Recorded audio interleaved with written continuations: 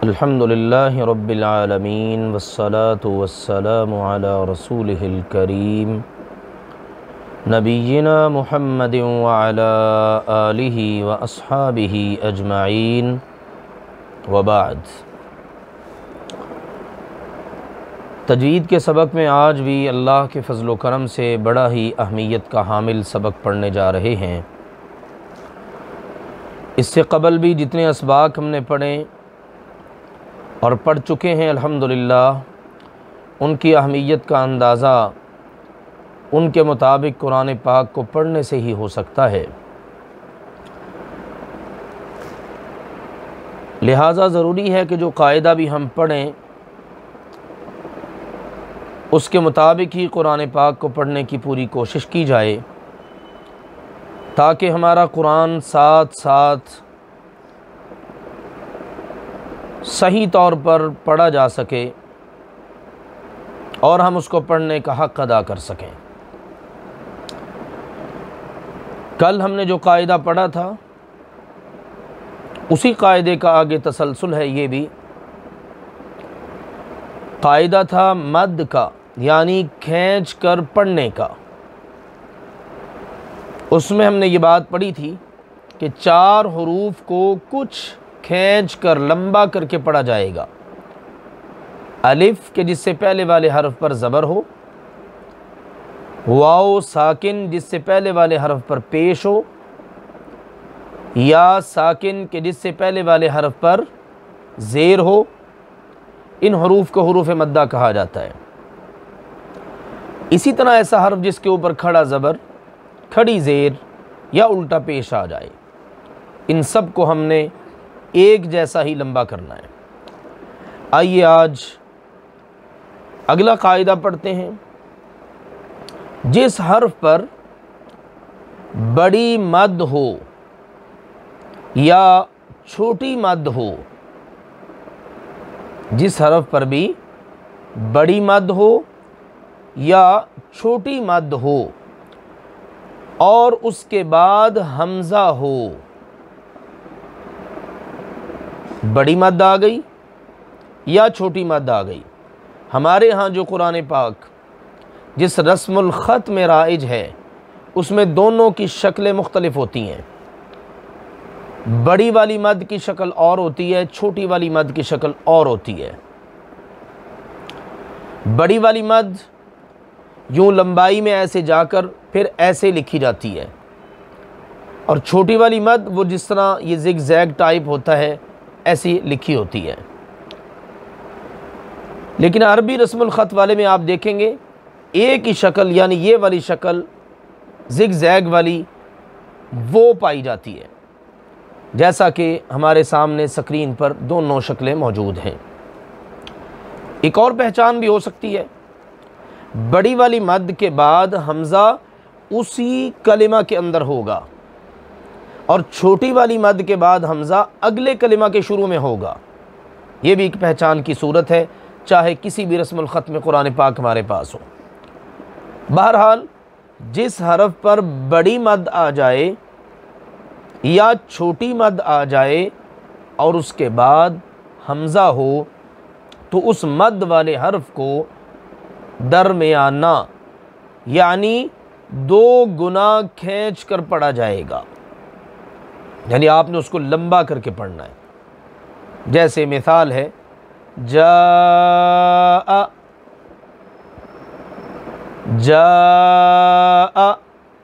अब आप देखिए जा अगर अकेला पढ़ें कलिमा पूरा नहीं हो रहा, इस कलिमा का लाजमी हिस्सा है हमज़ा।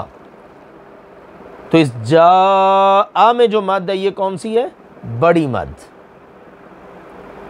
दूसरी मिसाल या अय्युहा, या अय्युहा, या हम या पढ़ लें, हमज़ा के बगैर काम बन जाता है। इसका मतलब है कि या का हमज़ा जो है वो लाजमी हिस्सा नहीं है, हमज़ा अगले कलिमा के शुरू में है। ये छोटी मद की पहचान है। और इसी तरह से अहले फ़न और अहले ज़ुबान के यहाँ ये जो पहले वाली मद है इसको कहते हैं मद्दे मुत्तसिल, यानी बिल्कुल जुड़ी हुई मिली हुई मद, और दूसरी को कहते हैं मद मुनफसिल, यानी इसके बाद कलिमा अलग हो गया, उनके दरमियान गैप आ गया। बहरहाल ये मुख्तलिफ़ शक्लें हो सकती हैं इस मद को पहचानने की। हमने आम फाहम समझने के लिए पहली को शक्ल दे दी बड़ी मद की, दूसरी को दे दी छोटी मद की। तो ये कायदा बड़ा ही अहमियत का हामिल है, क्योंकि हमने कलिमात को, हरूफ को लंबा करना होता है, और ये भी अरबी ज़ुबान के हुस्न में से एक बात है कि हम कलिमात को, हरूफ को लंबा करके पढ़ें। तो जहाँ लंबा करना है, जैसा करना है वही लंबा करना है और वैसे ही लंबा करना है। आइए अब इसकी मश्क करते हैं, बड़ी मद की मश्क। या समाउ,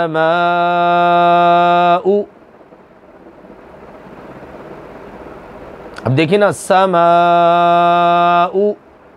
अब समा हमज़ा छोड़ दें आप, ये मुमकिन नहीं है, कलिमा पूरा ही नहीं होता जी। या समाउ युदीउ तबूअ।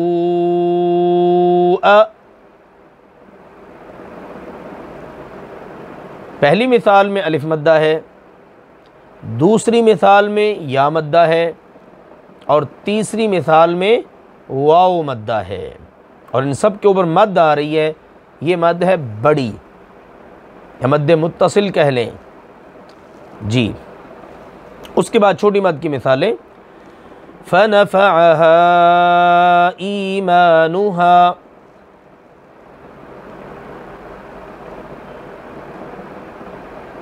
अब आप देखिए अलिफ के ऊपर मद है और उससे पहले वाले हर्फ पर ज़बर है हा। अब फनफ़अहा अलग कलिमा है, ईमानुहा अलग कलिमा है, तो ये मद मुनफसिल है, मद अलग कलिमा में, हमज़ा अलग कलिमा में। अब हम फनफ़अहा पढ़ लें, काफ़ी है, मुकम्मल हो गया कलिमा। आगे मिलाना है तो फिर हमने इसको लंबा करना है, दो गुना। फनफ़अहा ईमानुहा फ़ी आबाइना,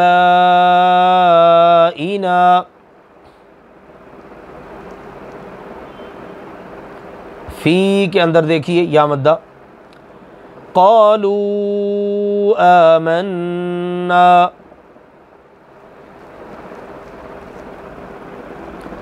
तो ये बड़ी और छोटी मद की पहचान और उसको पढ़ने का तरीक़ा। तंबीह के तौर पर याद रखिए, जब छोटी मद पर ठहरा जाए, यानी छोटी मद पर आपने रुकना है, वक्फ करना है, ठहरना है, अगला कलिमा आपने साथ नहीं मिलाना। जैसे फनफ़अहा ईमानुहा, इसमें अगर हम रुकते हैं फनफ़अहा पर, इसी तरह क़ालू आमन्ना, इसमें हम रुक जाएं क़ालू पर, तो फिर क्या तरीका होगा? इस सूरत में हर्फ़े मद्दा चूँकि हमज़ा से जुदा हो गया, हमने बिल्कुल अलग कर दिया, हर्फ़े मद्दा अलग पढ़ दिया, हमज़ा तो अभी आगे है, उसको पढ़ ही नहीं रहे, तो फिर क्या होगा? ज़्यादा खींचा नहीं जाएगा। फिर हमने अब रुकते वक्त ऐसे नहीं करना फनफ़अहा, नहीं, अब कैसे करेंगे? फनफ़अहा फनफ़अहा क़ालू, बस मिलाते हैं तो फिर लंबा करेंगे, फिर ज़्यादा खींच कर पढ़ेंगे। अगला कायदा, जिस हर्फ पर मद की अलामत हो और उसके बाद जज़्म वाला या शद वाला हर्फ हो, तो उस मद वाले हर्फ को खूब खींच कर पढ़ेंगे। यानी अब आप उसको एक गुना मज़ीद बढ़ा देंगे। पिछले कायदे में हमने पढ़ा है 2 गुना, अब क्या हो जाएगा? 3 गुना खींच के पढ़ना है आपने। कब? जब मद वाला हर्फ है, मद वाले हर्फ के बाद ऐसा हर्फ आ गया जिस पर जज़म आ गई या शद आ गई, अब आप क्या करेंगे? उसको 3 गुना लंबा करके खींच के पढ़ेंगे। मिसाल देखिए, जैसे आना, अलिफ के ऊपर मद है और इस वक्त ये हमज़ा का काम दे रहा है। आगे लाम है, लाम के ऊपर जज्म आ गई, सुकून, तो कैसे पढ़ना है? आना। इसी तरह से दाब्बतन,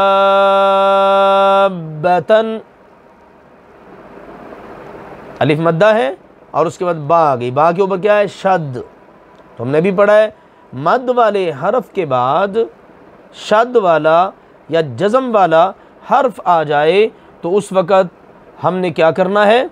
उस वक़्त हमने अपने इस कलिमा को खींच कर पढ़ना है, खूब मद को लंबा करना है, और वो खूब है 3 गुना। आइए मश्क करते हैं जज़्म वाले हर्फ की मिसाल। आना, आना,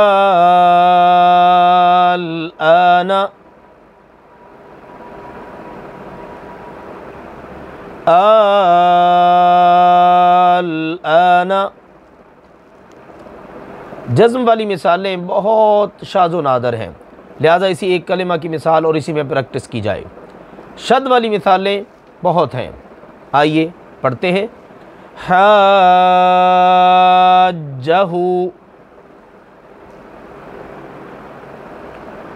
काफ़तन,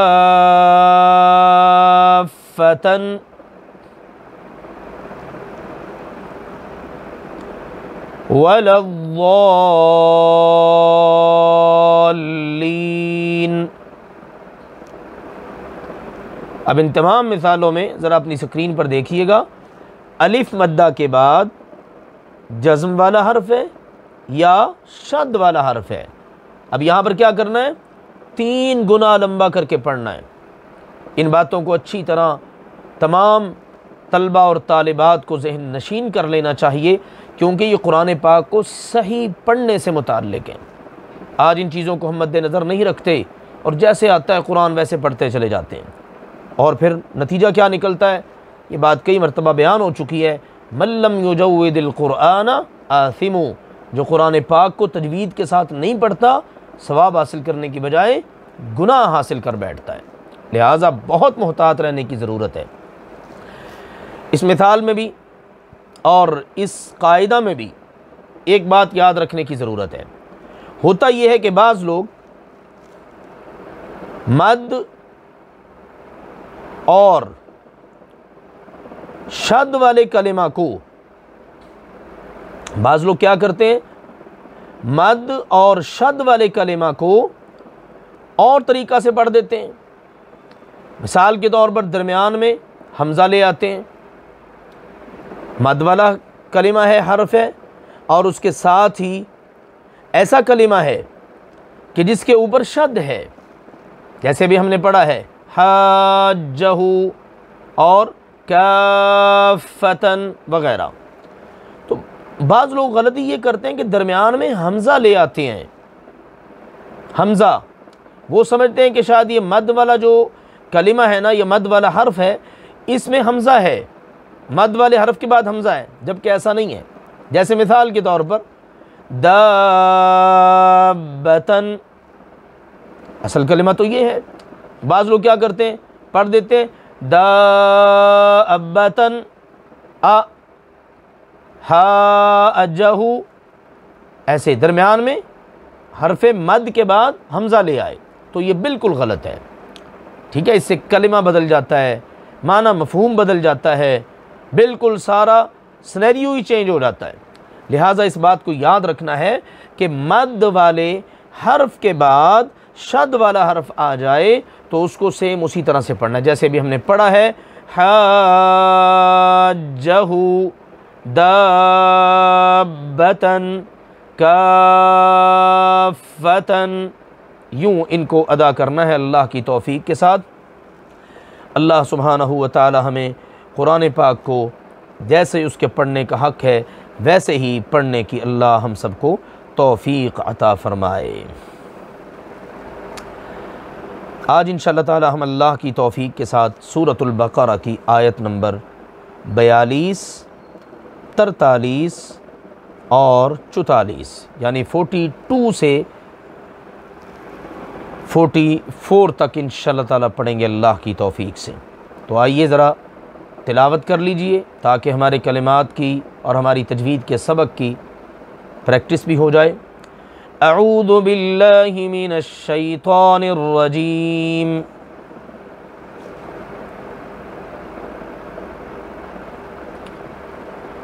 वला तल्बिसुल हक़्क़ बिल बातिली व तक्तुमुल हक़्क़ व अंतुम तालमून। रुकते वक़्त अगरचे इनको पढ़ने का तरीका और है, लेकिन मैं आपको पढ़ाने के लिए, मश्क करवाने के लिए इस तरह पढ़ रहा हूँ। आगे इंशाअल्लाह कहाँ रुकना है, कहाँ नहीं रुकना है, कैसे रुकना है, वक्फ़, उसका इंशाअल्लाह ताला सबक भी आएगा इसी तजवीद के सबक में। तो उसके बाद इंशाअल्लाह ताला हम अल्लाह के फजल व करम से इसकी भी मश्क करेंगे, प्रैक्टिकल करेंगे इंशाअल्लाह। व अक़ीमुस्सलात व आतुज़्ज़कात वरकऊ मअर्राकिईन।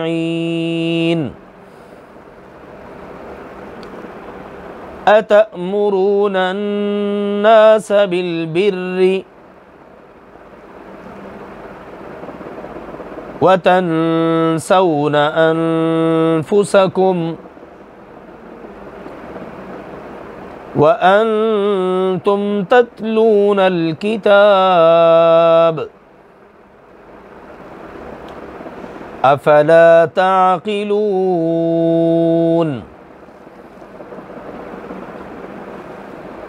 सुन लीजिए।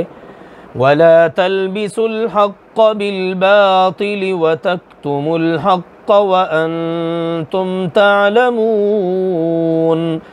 व अक़ीमुस्सलात व आतुज़्ज़कात वरकऊ मअर्राकिईन। अतअमुरूनन्नास बिलबिर्रि व तन्सौन अनफुसकुम व अंतुम तत्लूनल किताब अफला ताक़िलून। वला तल्बिसुल हक़्क़, वा और ला नहीं, तल्बिसु मिलाओ, खलत मलत करो। लिबास से है लबस, लिबास भी चूँकि मिल जाता है इंसान के वजूद के साथ, लिहाजा इसके लिए कलिमा इस्तेमाल हो खलत मलत करना। और ना तुम खलत मलत करो, ना तुम मिक्स करो अल हक़्क़, हक़ को, बिल बातिल, बातिल के साथ, यानी हक़ को बातिल के साथ आपस में मिक्स करके, गुडमुड करके, खलत मलत करके बयान न करो, ऐसा जुर्म न करो। ये अल्लाह ताला की तरफ से यहूदियों को इस बात की तलक़ीन की जा रही है कि तुम मुतअद्दिद किस्म के गुनाह करते हो। उनमें से एक गुनाह ये भी है कि तुम हक़ को बातिल के साथ मिला देते हो और पता ही नहीं चलता कि हक़ क्या है, बातिल क्या है।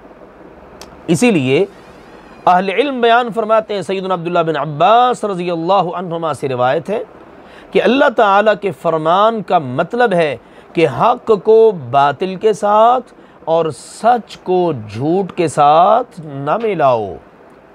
सच सच है, झूठ झूठ है, हक़ हक़ है, बातिल बातिल है, इनको आपस में न मिलाओ। इमाम क़तादा रहमहुल्लाह ताला फरमाते हैं कि इसका मतलब है यहूदियत और नसरानियत को इस्लाम के साथ ना मिलाओ।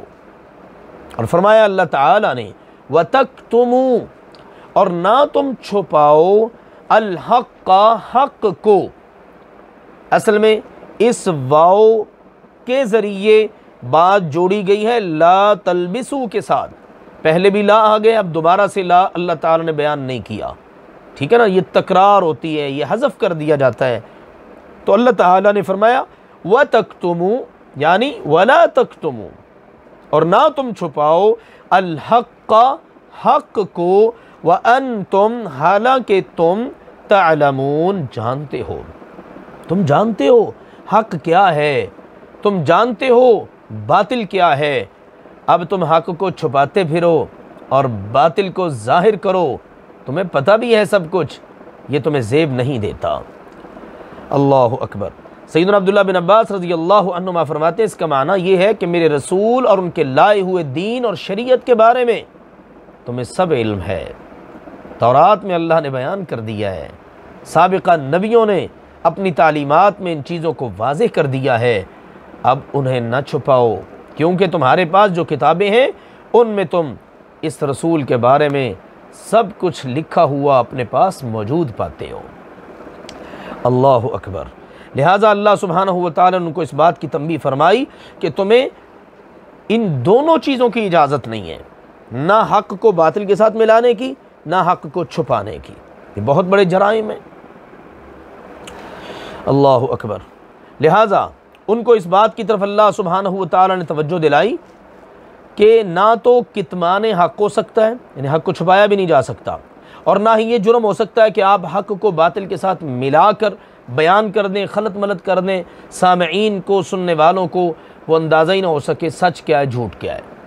जैसा कि आजकल हम मुसलमान भी बदकिस्मती से इन चीज़ों का शिकार हैं, और कितने मुसलमान इस बात को अपने मुँह से बयान करते हैं, जी पता ही नहीं चलता हक़ क्या है बातिल क्या है।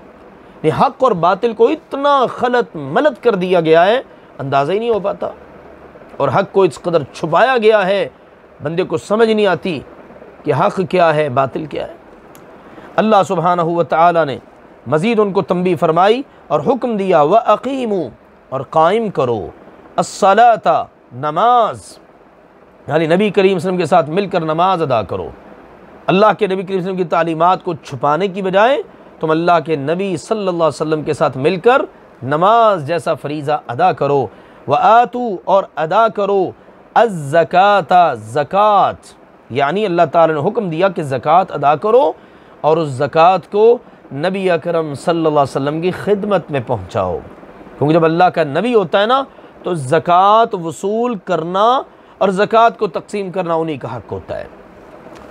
और फरमाया वरकऊ, और रुकू करो, मअर्राकिईन, रुकू करने वालों के साथ, रुकू करने वालों के साथ मिलकर रुकू करो।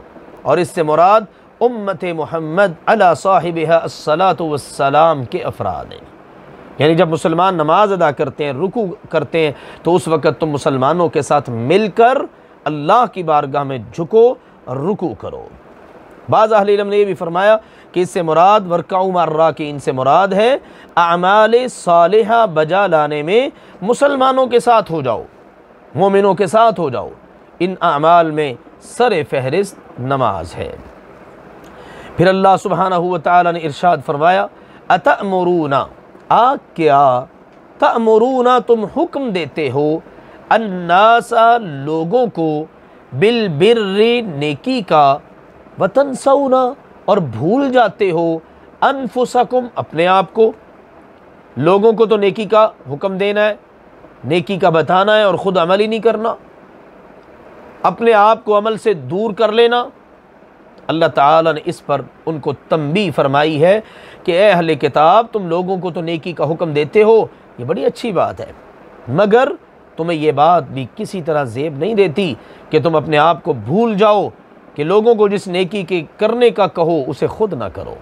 और अल्लाह ताला के यहाँ ये बात अल्लाह ने बता दी है कुरान पाक में सूरह सफ़ में, कबुरा मक़तन इंदल्लाहि अन तक़ूलू मा ला तफ़अलून, ये अल्लाह के यहाँ बहुत बड़ा जुल्म है, ज़्यादती है कि तुम लोगों को तो कुछ कहो और ख़ुद ना करो, वो बातें करते फिरो जो तुम करो नहीं। तो अल्लाह सुब्हानहु व तआला ने यहाँ पर उनको तंबीह फरमा दी और साथ फरमाया, व अंतुम, हालांकि तुम, ततलूना, तिलावत करते हो, अल किताबा, किताब की, किताब पढ़ते हो, तौरात तुम्हारे पास है, तौरात की तुम तिलावत करते हो, तौरात के अंदर तुम्हें अल्लाह ताला की तरफ से सारा कुछ बता दिया गया है, ये नेकी है, ये बदी है, ये अच्छा काम है, ये बुरा काम है, अल्लाह की इताअत के काम, तक़वा के काम और दीगर काम, और उनको इख्तियार करने का कहा गया। और जो गुनाह के काम है, अल्लाह की नाफरमानी, अल्लाह की बगावत, उनको बताकर उनसे बचने का कहा गया है। अब तुम उस किताब को पढ़ते भी हो, फिर लोगों को तो कहते हो कि अमल करो, लेकिन ख़ुद तुम अमल नहीं करते। ये बहुत बड़ी ज़्यादती वाली बात है। इसी तरह बाज़ अहले इल्म फरमाते हैं कि अहले किताब और मुनाफिकीन लोगों को तो नमाज रोज़े का हुक्म देते थे, मगर ख़ुद अमल नहीं करते थे। तो इस पर अल्लाह ताला ने उन्हें ये आर दिलाई, शर्म दिलाई और एहसास दिलाया कि तुम कुछ हया करो, शर्म करो। लोगों को तो कहते हो ये करो वो करो और ख़ुद करते नहीं। लिहाजा जो शख्स नेकी का हुक्म दे, उसे चाहिए कि वो उसको सबसे पहले ख़ुद भी अपने अमल में लाए, ताकि उसको लोगों को नेकी का हुक्म देने और बुराई से मना करने का पूरी तरह से फ़ायदा हासिल हो। अल्लाह सुब्हानहू व तआला फरमाए अफला ताक़िलून, क्या बस तुम समझते नहीं? इतनी बात भी तुम्हारी अकल में नहीं आती? ये तो आम फाम सी बात है और अकल में आ जाने वाली बात है कि बंदा किसी को कुछ कहे, भाई आप ये करें, बंदे को ख़ुद भी करना चाहिए। कहने वाले को ये नहीं होना चाहिए कि बंदा दूसरों को कहे ये करो और ख़ुद ना करे। ये गुनाह का काम है, ये ना करो, और बंदा वो गुनाह का काम खुद करता रहे। ये अल्लाह ताला के यहाँ अच्छी अदा नहीं है। इसलिए अहले इल्म ने यह खूबसूरत बात इरशाद फरमाई है, नेकी का हुक्म देना भी वाजिब है और उसे खुद सर अंजाम देना भी वाजिब है। आप लोगों को नेकी का हुक्म दें, ये वाजिब है, और आप ख़ुद भी उसको करें, ये वाजिब है। लेकिन एक और बात भी यहाँ समझने वाली है, ऐसा भी नहीं होना चाहिए कि जी मैं ख़ुद तो अमल करता नहीं हूँ, मैं लोगों को क्यों कहूँ। तो इसका मतलब है आप ख़ुद भी अमल नहीं करते, आप लोगों को भी नहीं कहते। एक वाजिब से तो आप तही दामन हैं, उस पर अमल नहीं कर रहे, आप दूसरे वाजिब से भी अपनी जान क्यों छुड़ा रहे हैं। अगर बंदा ख़ुद अमल नहीं कर पाता तो बंदा दूसरों को तलक़ीन करे। मुमकिन है कोई ऐसा वक़्त आए कि इंसान सोचने पर मजबूर हो जाए कि यार मैं लोगों को तो कह रहा हूँ, ख़ुद अमल ही नहीं कर रहा। लिहाजा इन चीज़ों को मद्देनज़र रखना चाहिए। जिस वाजिब की अदायगी का बंदे को मौका मिले, उसे वो वाजिब ज़रूर बजा लाना चाहिए। मुस्नद अहमद में एक हदीस है, सैयदना अबू वाइल से रिवायत है, कहते हैं उसामा रज़ी अल्लाह ताला अन्हु से कहा गया कि आप सैयदना उस्मान रज़ी अल्लाह ताला अन्हु से बात क्यों नहीं करते। उन्होंने फरमाया कि तुम्हारा क्या ख्याल है कि बात उसी सूरत में है जब मैं तुम्हें सुनाकर कहूँ। मैं उनसे अलहदगी में बात कर सकता हूँ, मैं उनसे अलहदगी में मिलकर बात कर सकता हूँ। ज़रूरी तो नहीं कि मैं तुम्हें सुनाकर ही बात करूँ। तो तुम्हें सुनाना ज़रूरी नहीं है, ये मेरा उनका मामला है। मैं उनसे अलहदगी में पर्सनल 1-to-1 मुलाकात करके उसमें उनको बता दूँ। हालांकि मैं तो उनसे बात करता रहता हूँ, लेकिन मैं ये नहीं चाहता कि एक काम का आगाज़ मुझसे हो, और ना मैं किसी को ये कहना चाहता हूँ कि आप सब लोगों से बेहतर हो, ख़्वाह वो मेरा अमीर ही क्यों ना हो। क्योंकि मैंने रसूलुल्लाह सल्लल्लाहु अलैहि वसल्लम को इरशाद फरमाते हुए सुना है। लोगों ने पूछा कि आपने क्या इरशाद सुना है। ये बात उन्होंने सारी कर दी कि मैं आगे बढ़कर कोई काम करूं और उसका तमगा अपने सर पे सजाऊं और लोग मुझे कहें उसामा ने फ़लाँ काम शुरू किया है। मुझे इस किस्म के तमगे लेने की कोई ज़रूरत, कोई तलब हाजत नहीं है, और ना ही मैं किसी को ये कहना चाहता हूँ कि तू सारे लोगों से बेहतर है, भले वो अमीर ही क्यों ना हो। हर एक के अंदर ख़ता हो सकती है, हर एक के अंदर कोताही हो सकती है, तो बेहतर तो कोई भी नहीं है। बेहतर अल्लाह ने सबसे एक ही ज़ात को बनाया और वो मुहम्मदुर रसूलुल्लाह सल्लल्लाहु अलैहि वसल्लम है। तो कहते मैंने मोहम्मद सल्लल्लाहु अलैहि वसल्लम से बात सुनी है, और आप अलैहिस्सलातु वस्सलाम ने फरमाया, जब लोगों ने पूछा कि आपने क्या सुना है, तो उन्होंने जवाब में फरमाया कि आप अलैहिस्सलातु वस्सलाम ने इरशाद फरमाया युजाउ बिर्रजुल यौमल क़ियामा, क़यामत के दिन एक बंदे को, एक आदमी को लाया जाएगा, फ़युल्क़ा फ़िन्नार, और उसे जहन्नम में डाल दिया जाएगा। फरमाते फ़दंदलिक़ु बिही अक़ताबु, जिससे उसकी आंतें बाहर निकल आएंगी, अंतड़ियाँ उसकी बाहर निकल आएंगी जब वो जहन्नम में गिरेगा। इतना हौलनाक और खौफनाक उसको अजाब दिया जाएगा। जिस वक्त वो इस अजाब की कैफियत में होगा ना, कहते हैं फ़यदूरु बिहा फ़िन्नार, वो जहन्नम की आग में अपनी उन अंतड़ियों के साथ चक्कर लगाएगा, घूमेगा। जैसे किसी को दौरा पड़ जाता है और वो घूमता है, अल्लाह मुआफ़ फरमाए, कमा यदूरुल हिमारु बिरहाहु, फरमाते हैं जिस तरह गधा चक्की के इर्द गिर्द चक्कर खाता है, वो अपनी अंतड़ियों के इर्द गिर्द चक्कर खाएगा कि जिस तरह गधा अपनी चक्की के इर्द गिर्द वो खाता है चक्कर। तो फरमाते हैं फ़युतीफ़ु बिही अहलुन्नार, इतने में क्या होगा, सारे जहन्नमी उसके पास जमा हो जाएंगे, उसके इर्द गिर्द जमा होंगे। वो चक्कर खा रहे हैं अपनी अंतड़ियों के इर्द गिर्द और सारे जहन्नमी उसके पास। अल्लाहु अकबर। फ़यक़ूलूना, अब वो कहेंगे लोग, या फुलानु, ए फुला, मा लक मा असाबक, क्या बात है, तुझे इतनी हौलनाक तकलीफ़ क्यों पहुंची, तुझे क्या हुआ, तू कितनी बड़ी मुसीबत में पड़ा हुआ है। अलम तकुन तअमुरुना बिल मअरूफ व तन्हाना अनिल मुनकर, तू तो वो था जो हमें दुनिया के अंदर नेकी का हुक्म दिया करता था, और तू तो वो था जो हमें दुनिया में बुराई से मना किया करता था। इतना बड़ा तू काम किया करता था, तू तो बहुत बड़ा आलिम था, तू तो अमर बिल मारूफ नहीं अनिल मुनकर का काम किया करता था, तू तो बड़ा नेक था हमारी निगाह में। क़ाला, वो कहेगा, कुन्तु आमुरुकुम बिल मारूफ वला आती व अनहाकुम अनिल मुनकरी व आती, बात यह है मैं तुम्हें नेकी का हुक्म दिया करता था लेकिन ख़ुद नहीं करता था, और बात यह है मैं तुम्हें गुनाह से मना करता था लेकिन मैं ख़ुद ही गुनाह के काम किया करता था। तो इससे अंदाज़ा किया जा सकता है कि ऐसे शख्स का अंजाम कितना ही खौफनाक अल्लाह सुब्हानहू व तआला की तरफ से बयान किया गया है। तो मुस्नद अहमद में ये हदीस है, इससे हमें अंदाज़ा हो सकता है कि बंदा दूसरों को नेकी का हुक्म दे और ख़ुद अपने आप को भुला बैठे तो ये अल्लाह सुब्हानहू व तआला के यहाँ किसी भी लिहाज से कोई अच्छा अमल नहीं है। अल्लाह सुब्हानहू व तआला हम सबको कुरान और सुन्नत का फ़हम नसीब फ़रमाए। वला तल्बिसुल हक़्क़ बिल बातिल व तक्तुमुल हक़्क़, और ना तुम हक़ को बातिल के साथ खलत मलत करो और ना तुम हक़ को छुपाओ। व अंतुम तालमून, हालांकि तुम जानते भी हो। व अक़ीमुस्सलात व आतुज़्ज़काह, और तुम नमाज कायम करो और ज़कात अदा करो। वरकऊ मअर्राकिईन, और रुकू करने वालों के साथ होकर रुकू करो। अतअमुरून अन्नास बिलबिर्रि व तंसौन अनफुसकुम, क्या तुम लोगों को नेकी का हुक्म देते हो और अपने आप को भूल जाते हो। व अंतुम ततलूनल किताब, हालांकि तुम किताब पढ़ते हो, तिलावत करते हो।